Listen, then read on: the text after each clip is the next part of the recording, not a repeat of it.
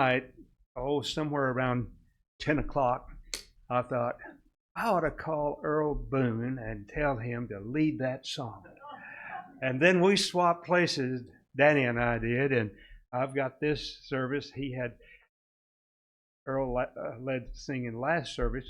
And so I would have called the wrong person. But look at there. Todd read my mind. That's a beautiful song.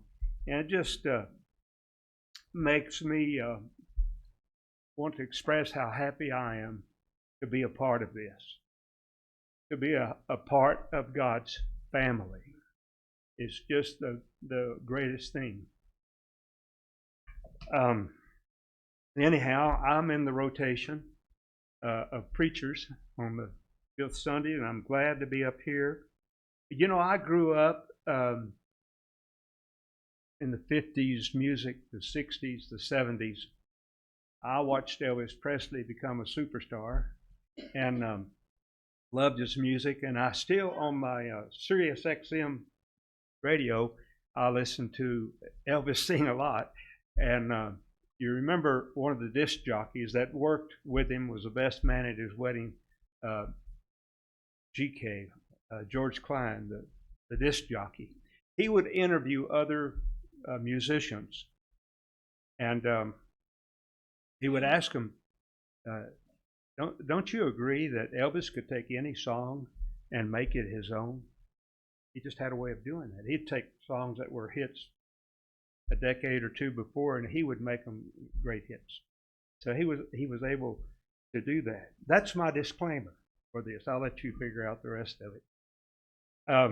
I'd like to talk about three words this morning found in 1 Peter chapter 2, verse 17. The words are, love the brotherhood. I think that's very important for us.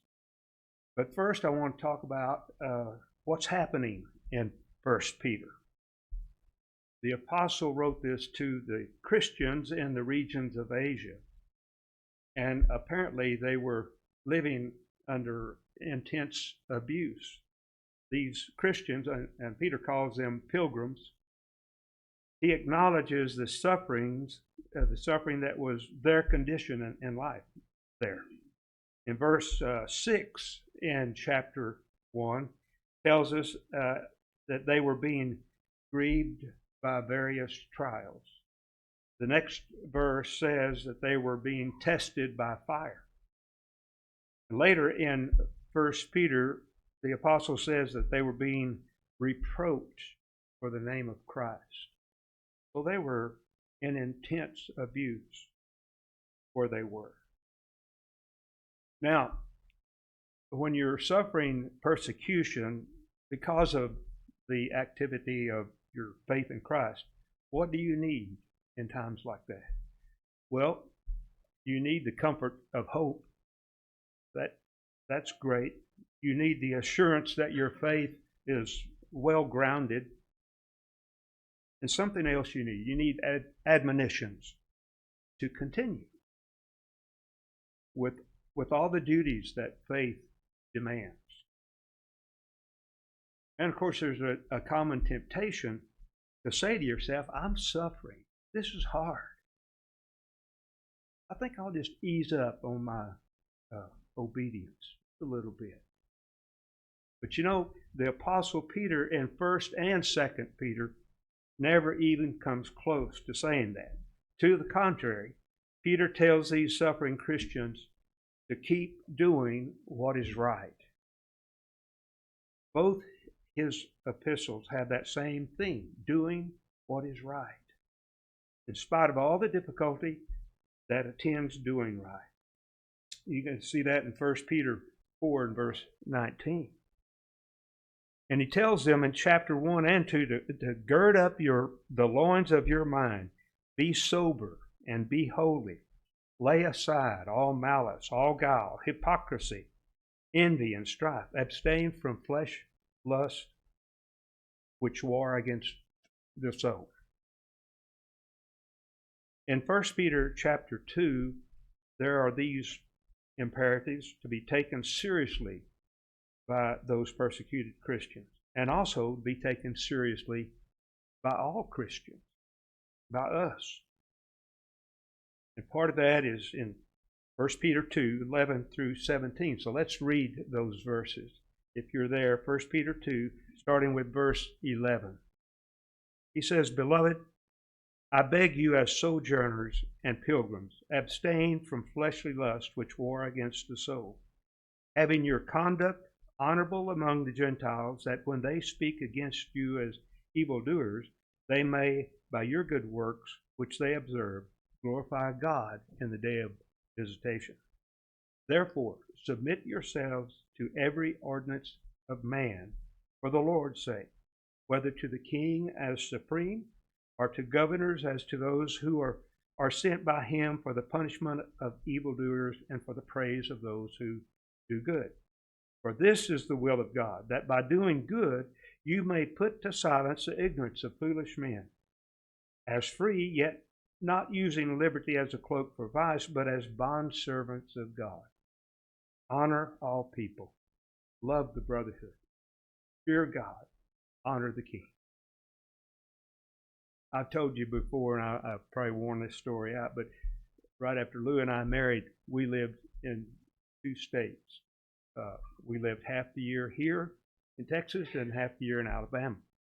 And if people asked us where we were from, we told them Texabama. We're from Texabama. But wherever you are, whether you're in your home here or in your other home somewhere else, visiting, wherever, we need this. We need to pay attention to these instructions from Peter. And whenever I live, then or now, I ought to learn this and live it. And whatever the condition of my life, whether it's hard or easy, peaceful or stressful, I need to give myself to this discipline that we've read here. I need to apply everything in this passage, and of course everything the New Testament has to say about the conduct of God's people. And in part of this paragraph, the statement we're going to study, love the brotherhood, comes up. So, what is the brotherhood? And of course the answer is quite simple, but we need to take caution. We need to think in terms of people, not organizations. It's not the congregationhood or the sisterhood of churches. It's the brotherhood. It's people. Now, first, it may sound like I'm being nitpicking, but bear with me because I don't think this is trivial. It's not a semantic distinction. The thought implied in Peter's statement is not local congregations, but individual people. They are your brothers. There is a difference between loving all local churches that practice what you accept as sound doctrine and loving individual people. The former is general. It's organizational, and it can become denominational if we're not really careful with that. But the latter is specific. It's relational, and it's scriptural. I guess we all agree that Christians need to be participants with other Christians, as we are here collectively in a local church. And of course, this local church, all local churches should seek submission to the teachings of the New Testament in every way, because that's what the apostles taught. But when we think of brotherhood, we need to think of individual people, not an impossible to identify collection of local churches. And here's the simplicity of this, what we're talking about. If God is your Father, then you are related to every individual who also has God as his Father. Brotherhood is based on childhood, and childhood on common paternity.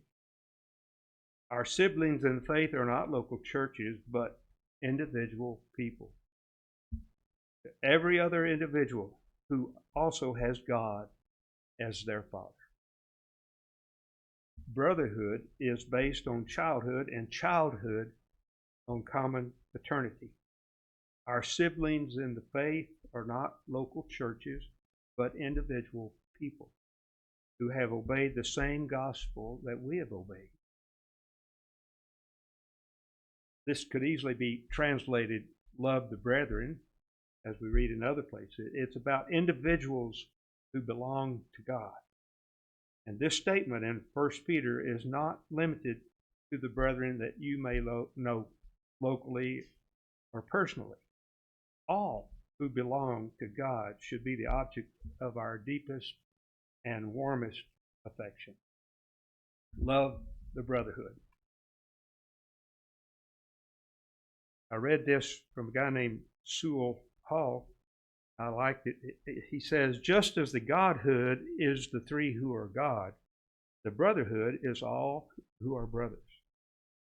Jesus said to his disciples, you are all brethren. Matthew 23 and verse 9. And Paul said in Galatians 3:26, for you are all sons of God through faith in Christ Jesus. And Mr. Hall said, every individual in the world who has been baptized into Christ, as we read in Galatians 3:27, is my brother or sister. To love the brotherhood is to love each such brother or sister, whether known or unknown. When you travel somewhere to another part of the country and you worship with the saints, you love the brotherhood there.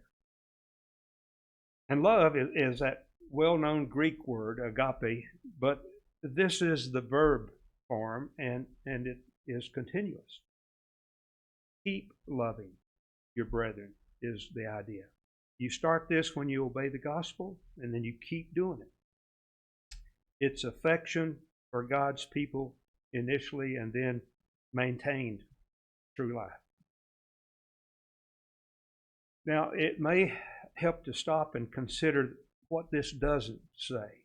It doesn't say watch the brotherhood. It doesn't say control the brotherhood. It says love the brotherhood. I'm pretty sure this is the only passage in the New Testament that uses the word brotherhood. And it tells us one thing: love the brotherhood. It's not my responsibility to monitor or watch the brotherhood. Far be it of me or any man to have any desire to control the brotherhood. But sadly, we find that happening from time to time. We don't want to be a part of that. One thing that we're told, and that is love the brotherhood. Well, there are three things that we might consider here.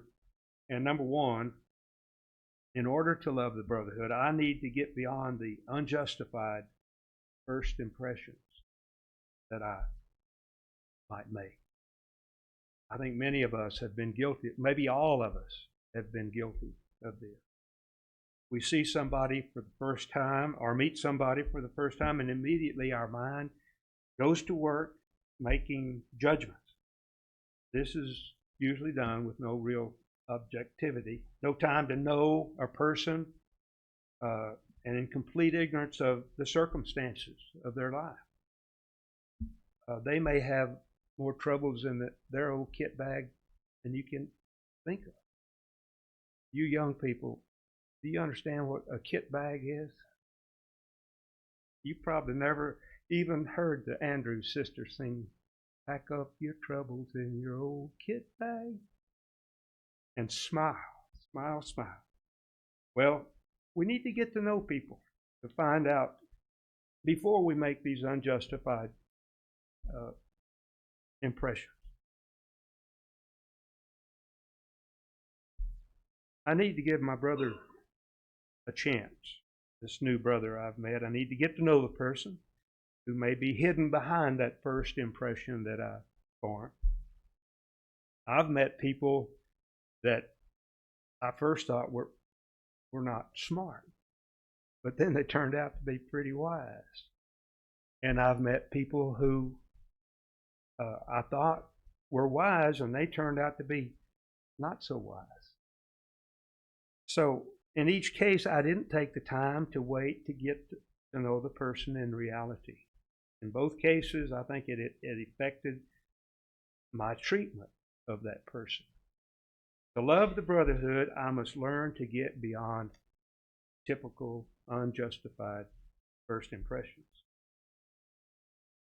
And then the second thing is it's a pretty hard thing to get a hold of for me.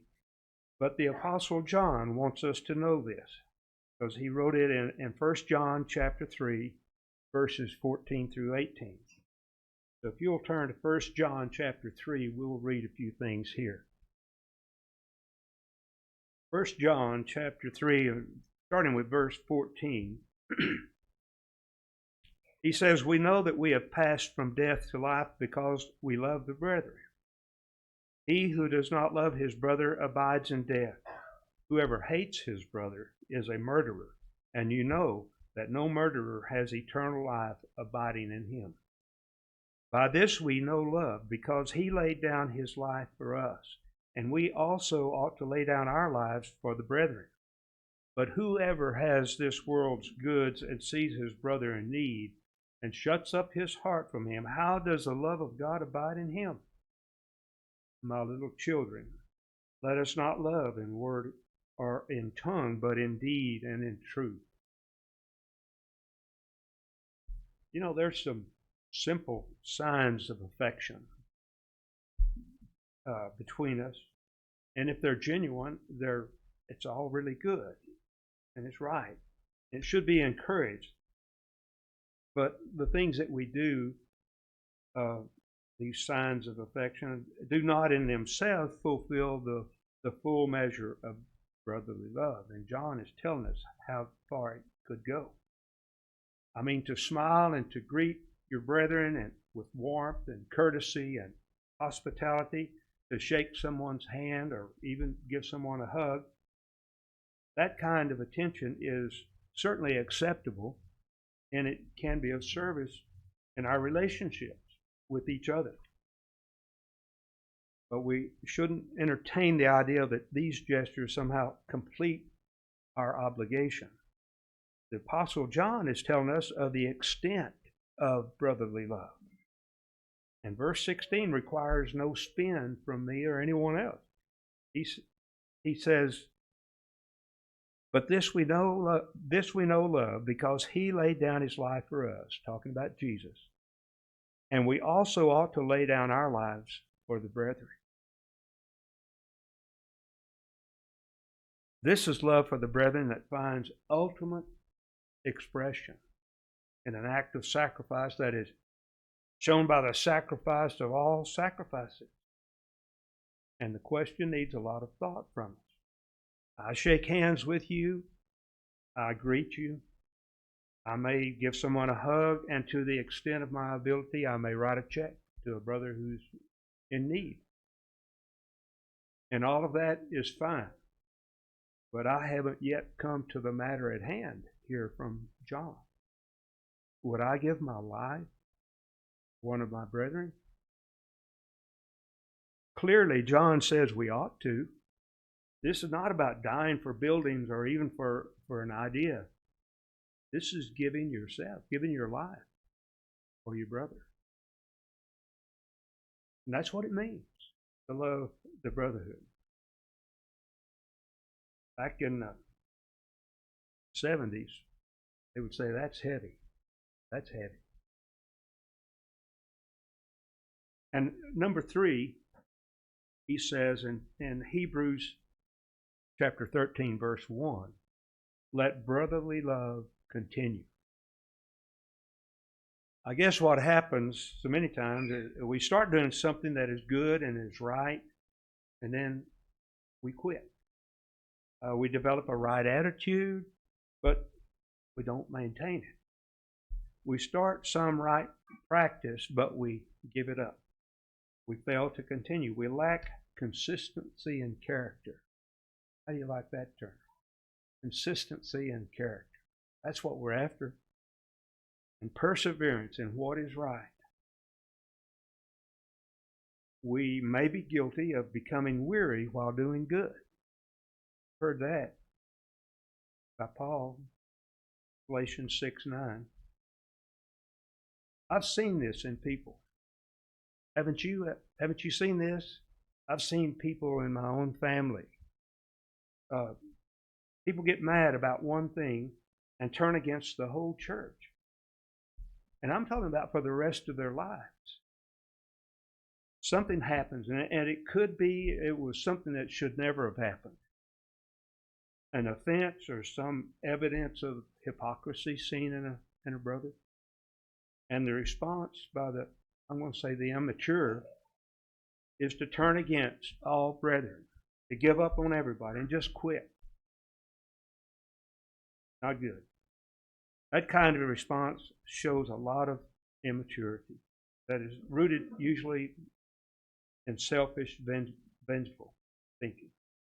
Got their feelings hurt and just can't get over it, seems like. But something else it does, and because that kind of response to a problem is directly disobedient to Hebrews 13:1. And of course, that means it's disobedient to God. All Scripture is inspired of God. That's God's command. Some brethren may mistreat you, but that's no reason to stop loving all brethren. It's no reason to stop loving any of them. Because Paul said, and let us not grow weary while doing good, for in due season we shall reap if we do not lose heart. Keep doing good. You know, if you have good attitudes toward your brethren now, there will never be a reason in the future to change those good attitudes. You'll keep that. You're working on it. And you ought to be. Even if somebody turns out to be crooked, God doesn't tell you to stop loving those people. If a minority of brethren turn out to be apostates and break some hearts, still, it's no reason to hate anybody. This says, let brotherly love continue, not start and stop, start and stop. Let it continue.